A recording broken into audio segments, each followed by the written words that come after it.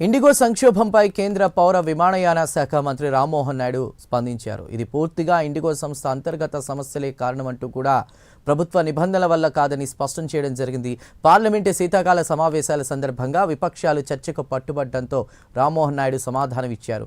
IndiGo సంక్షోభాన్ని ప్రభుత్వం తేలిగ్గా తీసుకోవడం లేదని ఎప్పటికప్పుడు పరిస్థితిని సమీక్షిస్తున్నామని తెలిపారు.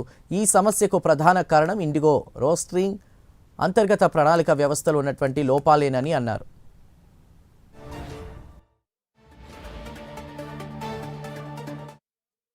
కొత్తగా తెచ్చిన విమాన సిబ్బంది పనివేళ్ల పరిమితి నిబంధనలలో ఎలాంటి సంబంధం లేదని తెలపడం జరిగింది.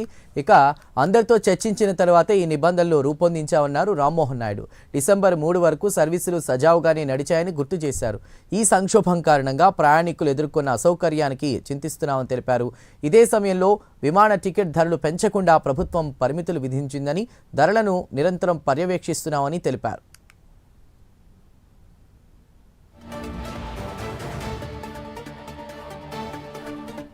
ఇక ఇండిగో బాధితులకు సాయం చేసేలా కేంద్రానికి మార్గదర్శకాలు జారీ చేయాలని ఢిల్లీ హైకోర్టులో పిటిషన్ దాఖలైంది.